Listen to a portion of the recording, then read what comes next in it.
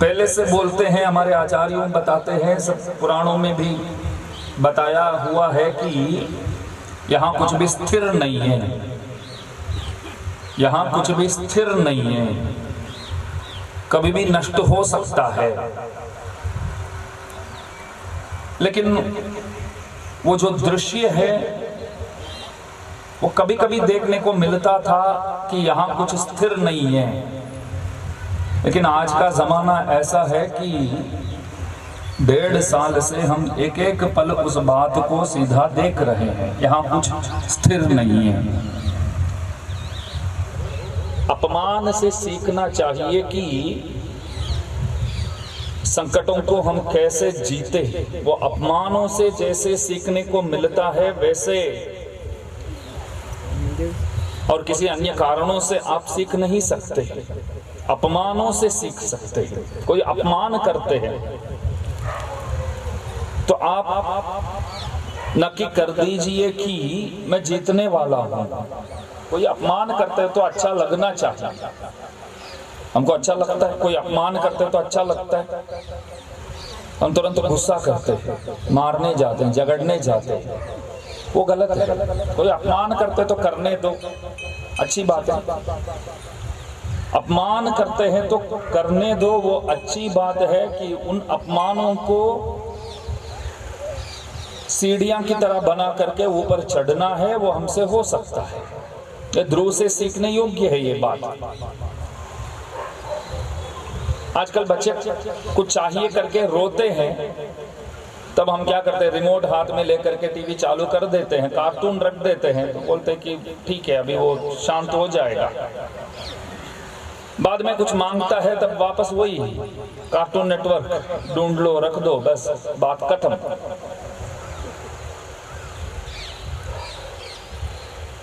तो बच्चों रोते हैं तो ठीक है, हमको भी समझना चाहिए कि वो क्यों रो रहा है, तो पूछना चाहिए क्यों रोते हो और समझाना चाहिए। हम क्या करते हैं, उसके सामने गुस्सा करते हैं। वो बंदा जितना रोता है इससे ज्यादा गुस्सा हम करते हैं, तब वो वही सीखता है। बच्चों देखिए, बच्चों आपको देख करके सीखते हैं, सिखाने से कुछ सीखते नहीं हैं, आपको देख करके सब सीखेंगे। तो बच्चों को समझाना चाहिए और प्रेम से बातचीत करना चाहिए, पास में बैठना चाहिए। तो ध्रुव को जैसे बताया गया कि तू जा तपस्या कर, वन में जा, तो तुरंत वो निकला। इंद्र, अग्नि, वरुण इत्यादि जितने भी देवता गण हैं तो डराने की बहुत कोशिश की, मगर डरता नहीं था, क्योंकि लक्ष्य के प्रति पूरा आपका ध्यान रहता है तो किसी भी अन्य चीजों से आप हटेंगे नहीं। बस आपका लक्ष्य, मकसद, बस एक जगह पे आपने अपना ध्यान पूरा रख दिया तो और कहीं तो आप देखेंगे ही नहीं। तो वो डरता नहीं था बिल्कुल। जब तक प्रभु आवे तब तक वो वेट करता था, इंतजार करता था, अवश्य भगवान आवशे, जरूर आवशे और आईने कृपा करशे। तो प्रभु आए थे, प्रभु आकर के कृपा की।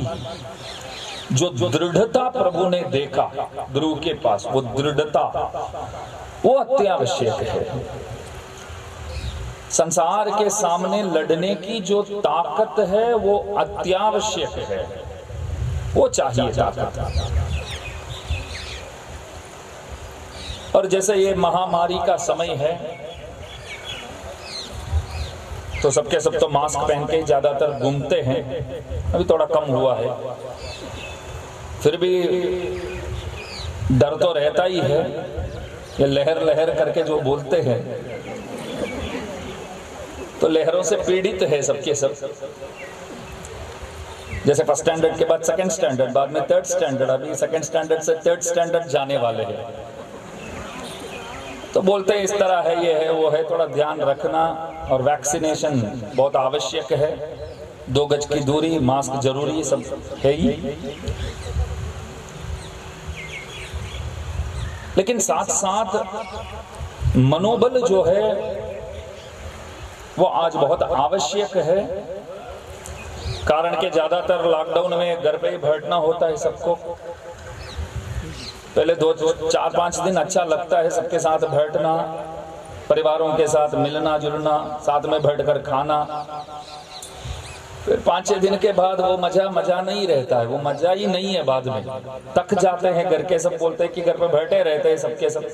तो मनोबल की बहुत आवश्यकता है। तो मनोबल कौन प्रदान कर सकते हैं? आत्मबल चाहिए, मनोबल चाहिए, विश्वास चाहिए। बस ये जो समय है, इस समय को हम पार करके अवश्य आगे जाएंगे। तो कहने का तात्पर्य मैं ये कहना चाहता हूं कि मैं ये बोलने आया हूं कि किसी भी प्रकार से डरो मत। बस डर के सामने हमको ये कहना है कि हमारे साथ हमारे प्रभु खड़े हैं।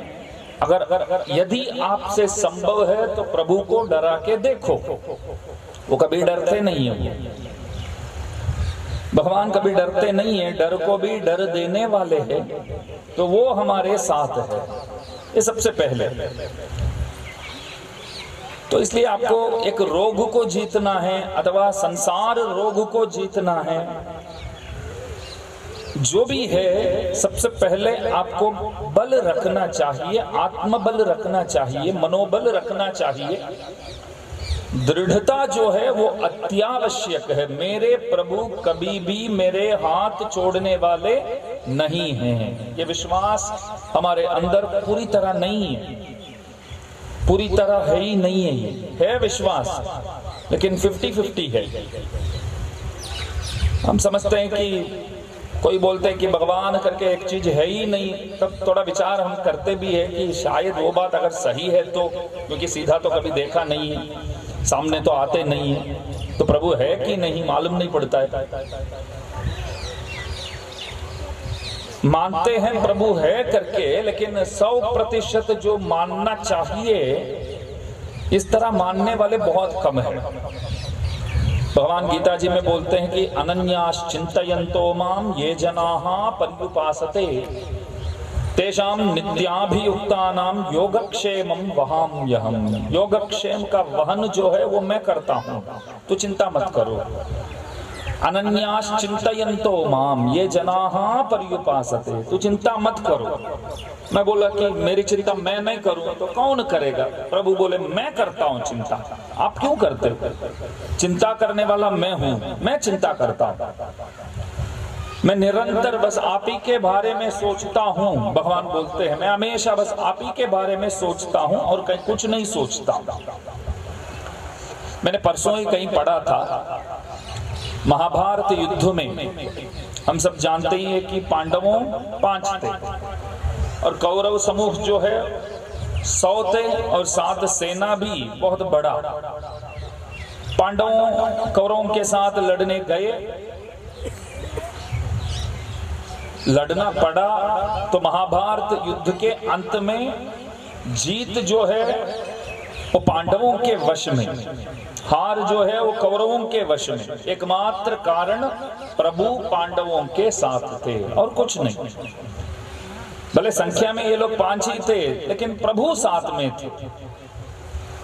कभी अर्जुन को भी लगता था कि मैं खूब अच्छी तरह लड़ता हूं, इस जंग में, इस युद्ध में अच्छी तरह करता हूं, इसलिए हम जीत जाएंगे। कभी भीमसेन को लगता था अगर मैं न रहूं तो ये चारों कुछ नहीं कर सकते। कभी ऐसा विचार वो भी करता था, क्योंकि बलशाली तो मैं हूं।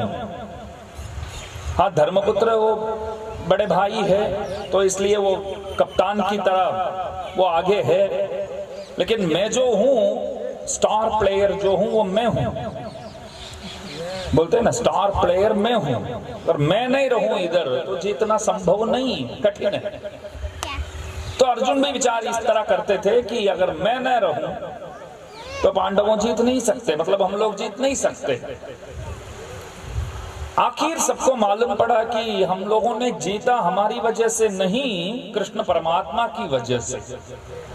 मैं एक बात बताना चाहूंगा, रोजाना युद्ध के समय शाम को रोजाना सबके लिए प्रसाद बनाते थे, सबके लिए, सैनिकों के लिए, पांडवों के लिए, कौरवों के लिए प्रसाद बनाते थे। सब तक के आते हैं तो अच्छी तरह खाएंगे सब, तो रोज खीर, दाल वड़ा जो भी है सब।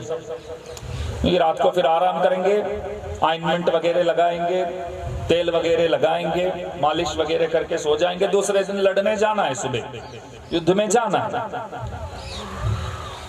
वो रसोइया जो है रोज प्रसाद जो बनाता है, उसको बोलना नहीं पड़ता था कि आज के दिन शाम को कितने लोगों के लिए खाना बनाना है, बोलना नहीं पड़ता था।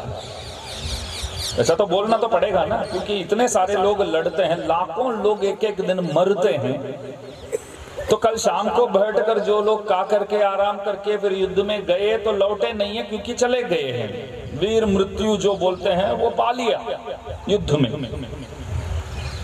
तो लाख लोग मानो कि आज चले गए तो खाना जो है वो लाख लोगों को छोड़ करके बनाना पड़ेगा। बाकी जितने भी लोग हैं उन लोगों के लिए बनाना पड़ेगा। वो बोलना नहीं पड़ता था। रसोइया को कैसे मालूम है, आप बोलिए? वो तो रसोई घर में बैठ करके खाना बनाने वाला है। और युद्ध तो थोड़ी दूर में होता है। वहां क्या हुआ, आज की तरह तो व्हाट्सएप मैसेज ग्रुप नहीं बनाते, पांडव कौरव युद्ध ग्रुप। आज कितने लोग आए, कितने लोग लड़े, और आखिरी रिपोर्ट शाम को 5 बजे दे देना भैया वहां से कि कितने लोग चले गए आज, तो उसके हिसाब से मैं खाना बना लूं इधर। तो ऐसे तो कुछ संभव ही नहीं है, सुविधा ही नहीं है। अच्छा है सुविधा नहीं है, क्योंकि व्हाट्सएप ग्रुप जितने भी है उन ग्रुपों में झूठ जो है वो इतना फैलाते हैं हर लोग। व्हाट्सएप ग्रुप्स जितने भी है वो ग्रुप्स क्यों बनाया गया है, तो बोलते हैं कि झूठ जो है, असत्य जो है उसको फैलाने के लिए ग्रुप्स बनाते हैं। कभी कोई उसमें सच बोलते ही नहीं है कोई भी ग्रुप में। तो इसलिए देखिए वो बनाता है, मगर एक दिन 50,000 लोगों के लिए बनाता है, कभी 25,000 लोगों के लिए बनाता है, बराबर बना लेता, कभी लाख ऐसे। क्योंकि बाद में भी अनेक सैनिकों को बुलाते हैं ना, आप भी आ जाओ, अभी थोड़ा कम पड़ रहा है, तो अन्य देशों से, अन्य देशों के राजाओं से प्रार्थना करते हैं कि अपना भी सेना भेजो, तो बराबर बना लेता था। आखिर अर्जुन ने अथवा भीम ने, किसी ने पूछा उस रसोइया से, पहले दिन से पूछने वाले थे, देखो एक दिन तो 50,000 लोगों का खाना बनाता है, कभी 1.5 लाख 2 लाख लोगों का बना लेता है, कभी 1 लाख, कभी 50,000। ये कैसे तेरे को मालूम पड़ता है? ये कैसे मालूम है? कोई बताते हैं क्या तेरे को? वो बोलता है कि रोज आप सब खाने बैठते हैं ना, हम बैठते हैं, आप सब बैठते हैं, तो आखिर जो है परमात्मा बैठते हैं। वैसे तो हम भोग लगाते हैं तो सबसे पहले प्रभु को भोग लगाते हैं, उसके बाद हम पाते हैं। लेकिन वहां क्या होता था, पहले सब पा लेते हैं तो आखिर प्रभु बैठे हैं, वो आखिर तुम लास्ट बैठते हैं। तो प्रभु आखिर बैठकर खाते हैं, तो उसमें से मेरे को मालूम पड़ता है कि कितने लोगों को खाना बनाना है। तो अर्जुन ने पूछा कि ये कैसे मालूम पड़ेगा? कोई आखिर बैठते हैं, आखिरी बैठते हैं अथवा आगे बैठते हैं, उसमें से कितना बनाना है ये कैसे मालूम पड़ता है? हमको समझ में नहीं आता है। तब रसोइया बोला, देखो मैं तो काजू बादाम सब तो डालता ही हूँ खाने में। कभी कभी भगवान क्या करते हैं, उसमें से खीर में से एक काजू को निकालते हैं, उसको ऐसे देखते हैं और देख करके पूरा आका काजू जो है वो मुंह में डाल लेते हैं। तो मेरे को समझ में आ जाता है कि कल लाख लोग खलास होने वाले हैं, कल लाख लोग चले जाएंगे युद्ध में। कभी कभी वो ऐसा करते हैं कि वो एक काजू को लेते हैं और टुकड़ा करके आधा लेते हैं और आधा बस थाली में ही रख देते हैं, अथवा जो पत्राला में खाते हैं उसी में रख देते हैं। तब मैं समझ जाता हूँ, आके देखता हूँ कि काजू कितना पड़ा है ही नहीं, अथवा थोड़ा सा बचा हुआ है, जो भी है तो अधूरा है, मतलब थोड़ा सा वो रख देते हैं। तो समझ में आता है कि कल 50 लोग जाएंगे, 50 लोग बच जाएंगे। तो खाली एक काजू खाने से प्रभु समझा देते हैं ये, मतलब तभी वो निर्णय कर लेते हैं कि कल कौन जाएगा, कल कौन आएगा। ये भगवान जानते हैं, सब प्रभु के वश में है ये सब। हमने देखा है, देखिए आप, हमने देखा है कोई कोई लोग ऐसा बोलते हैं कि हम 30-35 साल से कैंसर रोग से हम लड़ रहे हैं, ऐसे बोलने वाले भी होते हैं 30-35 साल से। और कोई कोई बेचारे देखिए कोरोना में जितने भी गए बहुत मजबूत दिखते हैं, कोई शरीर में आगे पीछे कोई रोग नहीं है। तो वैसे ही एक ही दिन में समाचार आ जाता है, तो कैसे संभव है ये? हमारे वहां बोलते हैं तमिल में, सांप काट कर भी लोग बच जाते हैं, चप्पल काटने से भी लोग मर जाते हैं। सांप काटता है तो भी लोग बच जाते हैं, कभी चप्पल काटने से मरने वाले भी होते हो जाता है। तो प्रभु जानते, अन्यो हो अन्यश्चिंतयति स्वच्छंदम विदधाम यहम। भगवान बोलते हैं कि लोग बोलते हैं कि मैं ये करूंगा, मैं वो करूंगा, मैं ये संभालूंगा, मैं देख लूंगा। अरे तू कौन है देखने वाला? तू कौन है संभालने वाला? अगला क्षण क्या है, क्या होने वाला है, वो कोई जानता नहीं है। वो जो है वो मैं ही जानता हूँ, और मैं सब कुछ करता हूँ। करने वाला जो हूँ वो मैं हूँ, संभालने वाला जो हूँ वो मैं हूँ, सब कुछ जो है वो मैं हूँ। अर्जुन को प्रभु गीतोपदेश वही तो किया था, श्रृणु में परमं वचन, मैं जो बोलता हूं वो सुनो अर्जुन पहले। और अर्जुन ने बोला कि शिष्यस्ते हम शाधिमाम त्वाम प्रपन्नम, मैं शिष्य हूं, मैं प्रपन्न हूं। भगवान मैं आपसे मांगता हूं कि मेरे को जो करना है वो आप बताइए, तो आपके आदेशानुसार मैं करूंगा। तब भगवान बोले कि तू नहीं लड़ेगा ना, तब भी ये लोग 1000 साल तक जीने वाले नहीं है, एक ना एक दिन तो मरने वाले हैं। ऐसी बात नहीं है कि आज तूने सबको छोड़ दिया तो इसका मतलब ये नहीं है कि और 300 साल 400 साल ये लोग रहने वाले, ऐसी बात नहीं है। तेरा धर्म जो है, तेरा कर्म जो है वो अवश्य करना होगा तेरे को, और युद्ध जो है वो तेरे को लड़ना ही है। और इसमें से पीछे हटोगे तो तेरा आत्मा का अपमान होगा। और क्या, कर्मा जो है वो तो करना ही चाहिए।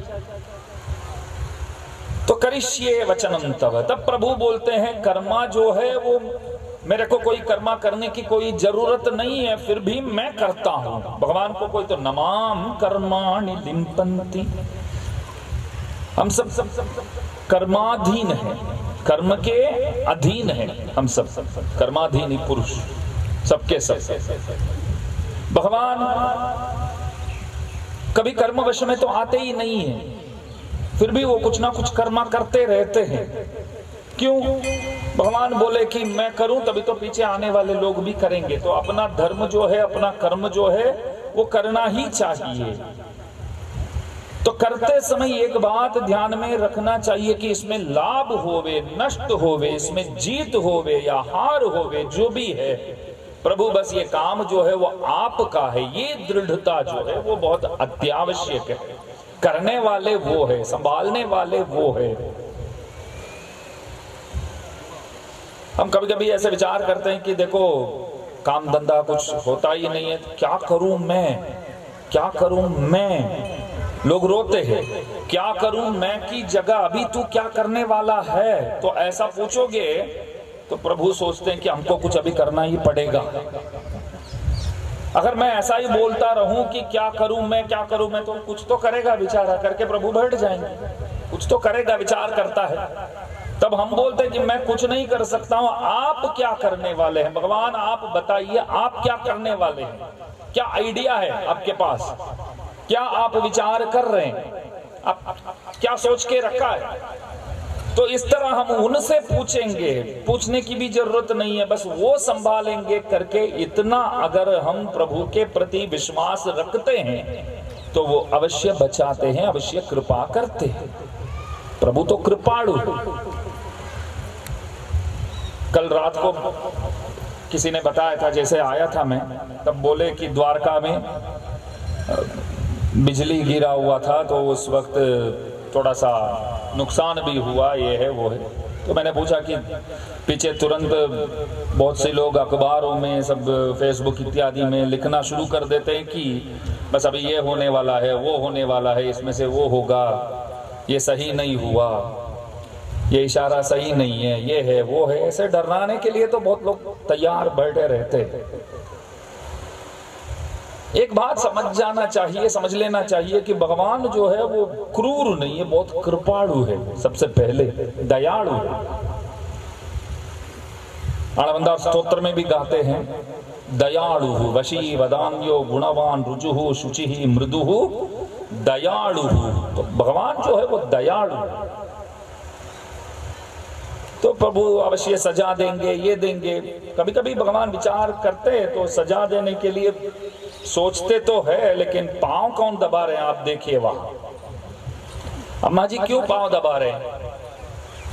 एक नई साड़ी चाहिए, बस उसके लिए नहीं है वो उसके लिए नहीं कर रहे हैं। वो साड़ी चाहिए अथवा कोई आभूषण चाहिए, उसके लिए नहीं कर रहे हैं। तो प्रभु विचार करते हैं कि हमको देख करके कि देखो क्या क्या पाप करता है, क्या करता हूं देखो इसको मैं। तब अम्मा जी बोलते हैं कुछ मत करो, बस अपना ही है वो, आखिर अपना ही है वो। गुस्सा वहां मत दिखाओ, उनसे मत दिखाओ, वो किधर जाएगा फिर। तो अच्छा हुआ ये चित्रपट जो है वो हमारे लिए तो बहुत मजबूत दायक है, बलदायक है। तो अम्मा जी बोलते हैं, और ऊपर ब्रह्मा जी क्यों बैठे? ब्रह्मा जी प्रभु के नाभि पद्म में बैठे हैं। देखिए आप, नाभि पद्म जैसे आप चित्रपट में देखते हैं इतना छोटा नहीं है, वो तो बहुत ऊपर था पहले। तो ब्रह्मा जी का जन्म उसमें हुआ था। तो ब्रह्मा जी ने देखा तो वो अकेले थे, प्रभु नीचे है तो मालूम ही नहीं था उनको, वो अकेले थे। वो बोले कि कोई नहीं है, मैं ही हूं अभी। तो सर्वाधिक जो है वो मैं हूं। क्या बोले? सबसे बड़ा जो हूं वो मैं हूं, क्योंकि मेरे सिवाय तो यहां तो कोई है ही नहीं। तो प्रभु को लगा कि पिताजी तो मैं नीचे लेटा हूं, अब तू ऊपर है और मेरे को देखा नहीं है, तो इसलिए ऐसा समझ गया तू कि मैं सर्वाधिक हूं, मैं सबसे बड़ा हूं।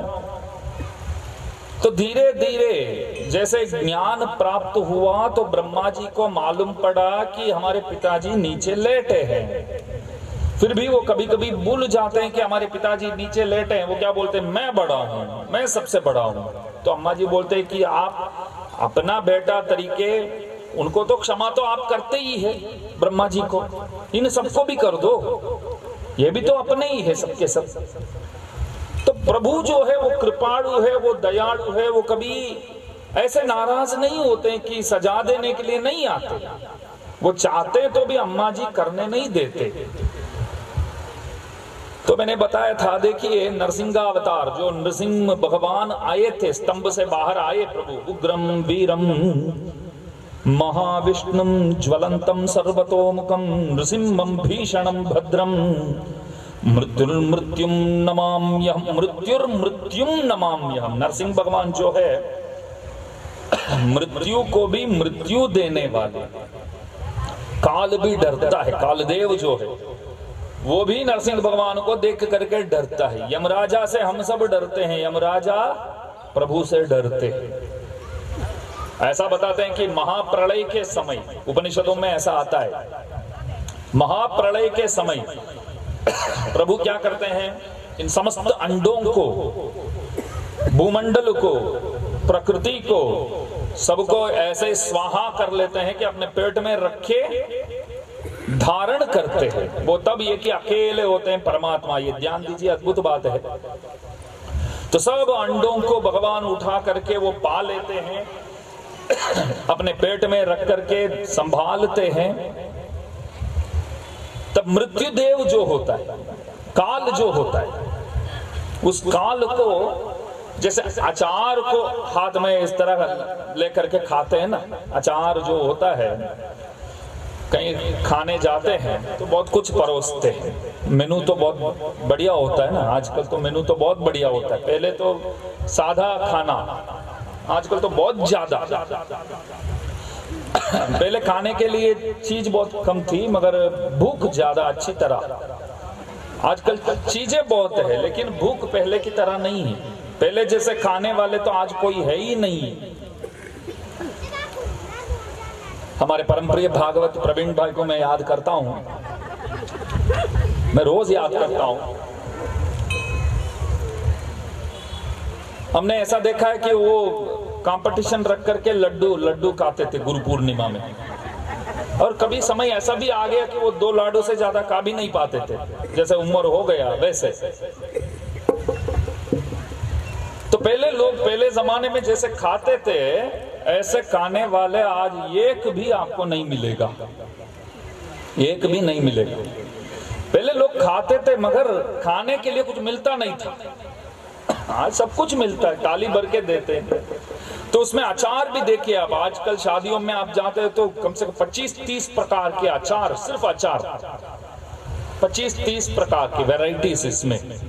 और पापड़ में भी ऐसे, आइसक्रीम में भी जो चाहिए वो, ये वो। तो अचार को कुछ लोग क्या करते हैं, आखिर जो बचा रहता है वो हमको देख करके बोलता है कि मैंने क्या पाप किया, छोड़ दिया।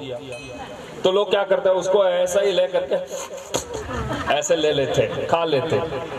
तो काल को प्रभु क्या करते हैं, जब सब अंडों को वो पा करके अपने पेट में रख के प्रलय के समय ये जो लीला जब करते हैं, तब काल जो आता है तो उसको ऐसे अचार को जैसे आखिर स्वाहा करते हैं, ऐसे स्वाहा कर लेते हैं भगवान।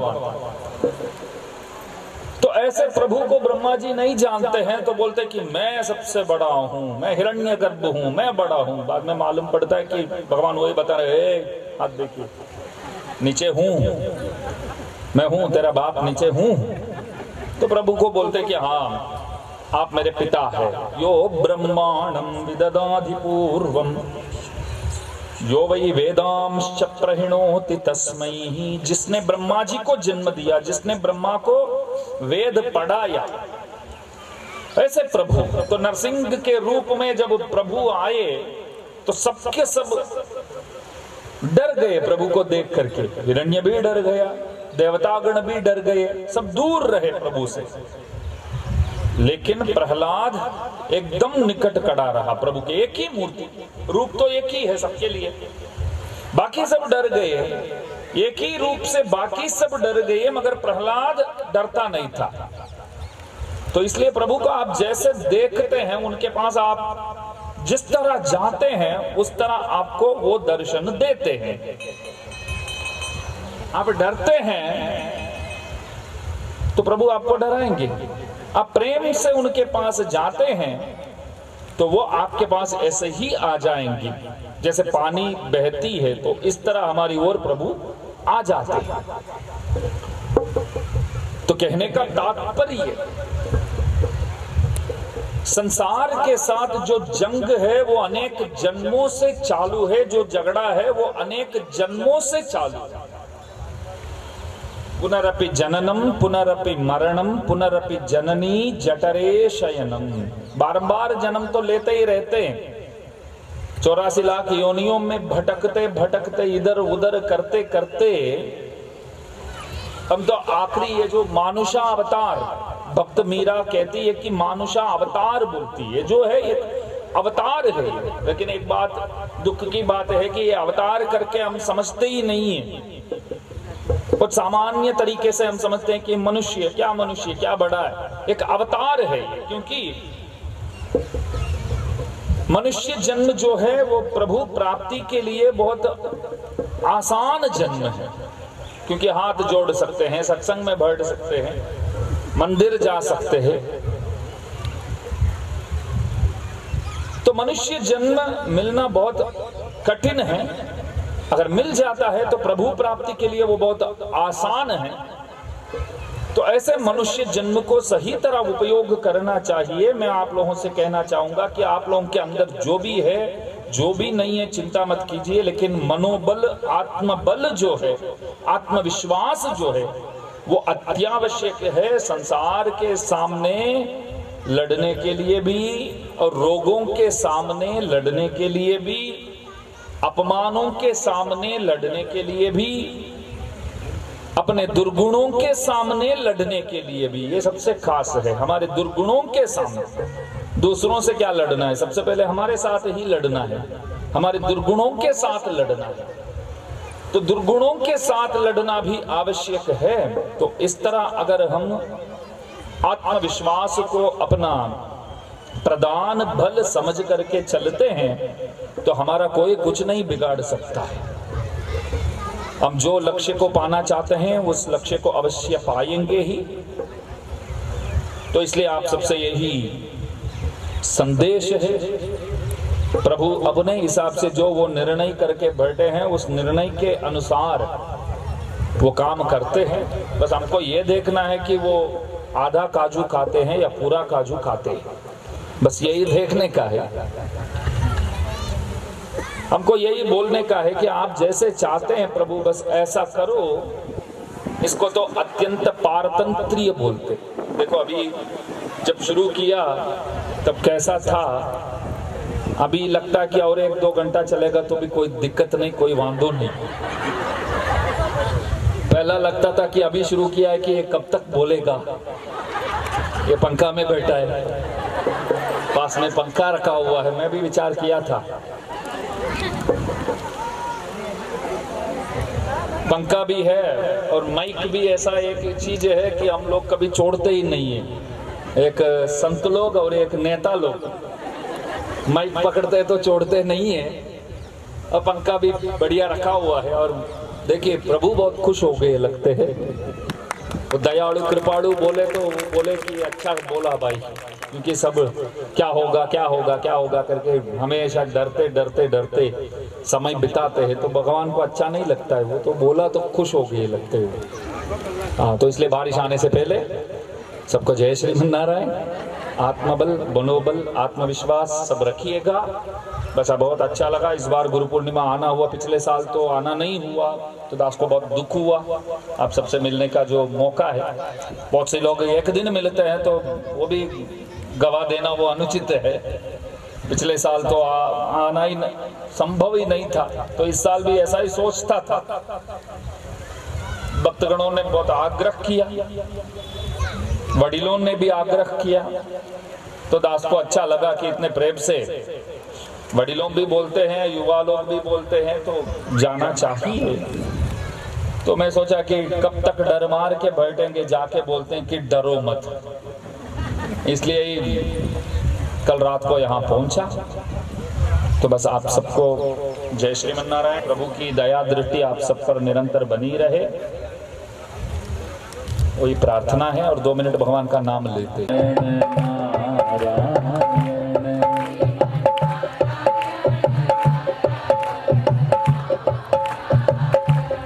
लक्ष्मी नारायण बद्री नारायण,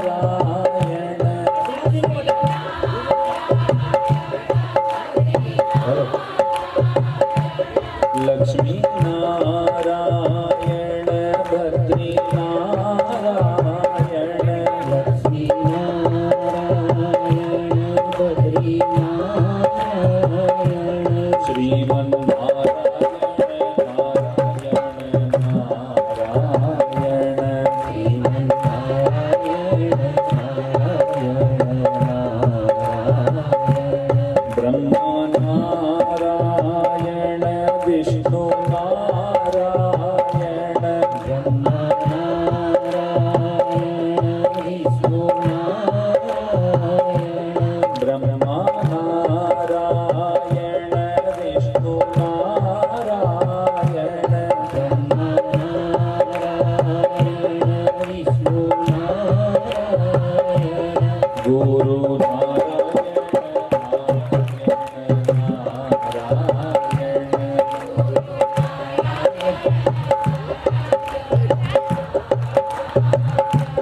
सूर्य नारायण चंद्र नारायण,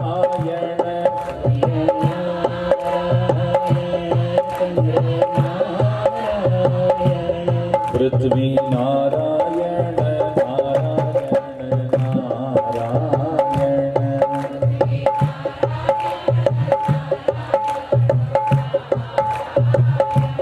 मुझ में नारायण तुझ में नारायण,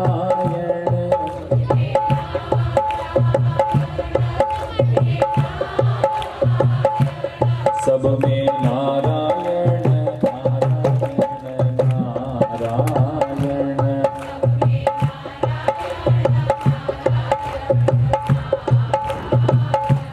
श्रीमन नारायण नारायण नारायण,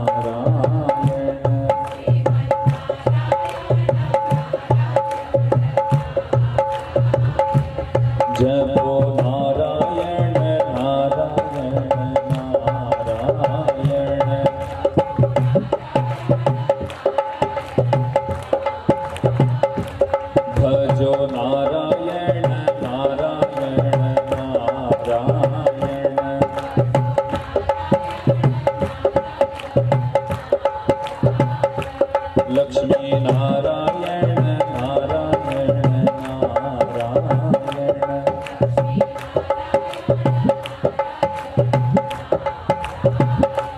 श्री हरि नारायण नारायण नारायण।